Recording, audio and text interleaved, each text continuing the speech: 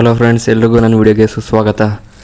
ಇವತ್ತು ಮಾತಾಡ್ತಿರೋ ಟಾಪಿಕ್ ಬಂದು RXಗೆ ಟ್ಯಾಂಕಲ್ಲಿರೋ ಸ್ಕ್ರ್ಯಾಚ್ ಎಲ್ಲ ಹೋಗ್ಸೋದು ಹೆಂಗೆ ಅಂತ ನೋಡ್ತೀವಿ. ಬನ್ನಿ, ವಿಡಿಯೋನ ಎಂಜಾಯ್ ಮಾಡಿ ನೋಡ್ತಾ ಇರಿ ಫ್ರೆಂಡ್ಸ್. ಇವತ್ತು RX 125 ಟ್ಯಾಂಕ್ ಸ್ಕ್ರ್ಯಾಚ್ನ ರಿಮೂವ್ ಮಾಡ್ತಾಯಿದ್ವಿ.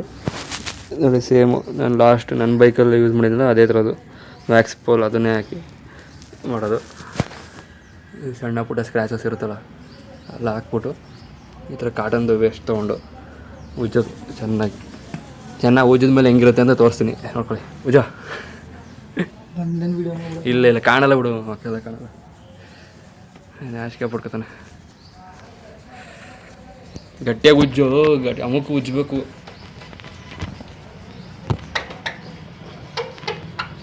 ಗಟ್ಟಿಯಾಗಿ ಅಮುಕ್ ಉಜ್ಜು, ರೌಂಡಾಗಿ ಉಜ್ಜು, ರೌಂಡಕ್ಕೆ ಉಜ್ಜಬೇಕು.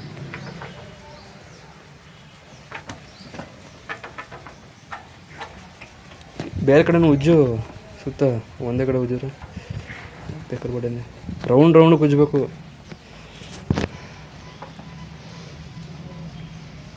ಮಗ ಕಾಣಲ್ಲ ಕಂಡುಬಿಟ್ಟೆ, ಈ ಕೆಳಗಿಟ್ಟಿರೋದು ಝೂಮ್ ಇದು ಇವೆಲ್ಲ ಉಜ್ಜೋಡ ಇಲ್ಲಿ.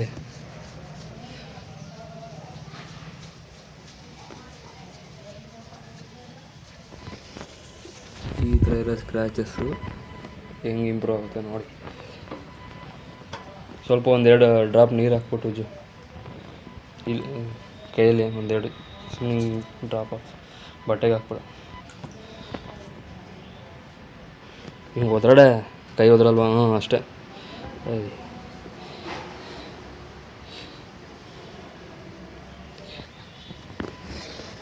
ಅಷ್ಟು ಹಾಕ್ಕೊಂಡು ಹಾಕು.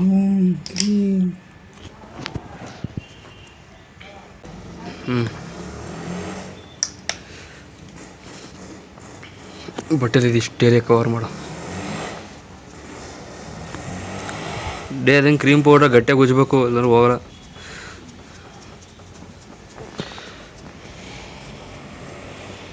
ಮಿಷಿನ್ ತಗೋ, ಕಾಸಿದ್ರೆ 2,000-3,000 ಕೊಟ್ಟು.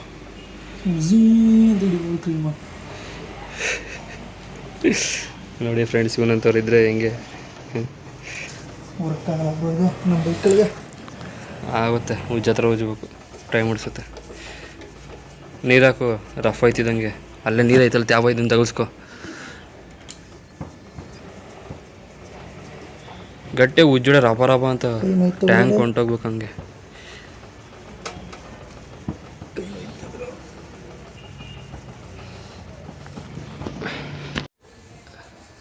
ಇವಾಗ ಸ್ವಲ್ಪ ಡಿಫ್ರೆನ್ಸ್ ಆಗಿದೆ ನೋಡಿ ಫ್ರೆಂಡ್ಸ್.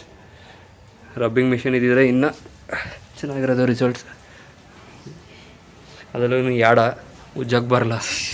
ಎಷ್ಟೇ ಡಿಫ್ರೆನ್ಸ್ ಮಾಡೋಕ್ಕಾಗಿದೆ. ಇಷ್ಟು ಹೇಳಕ್ಕೆ ಇಷ್ಟಪಡ್ತೀನಿ. ಓಕೆ ಫ್ರೆಂಡ್, ಬಾಯ್.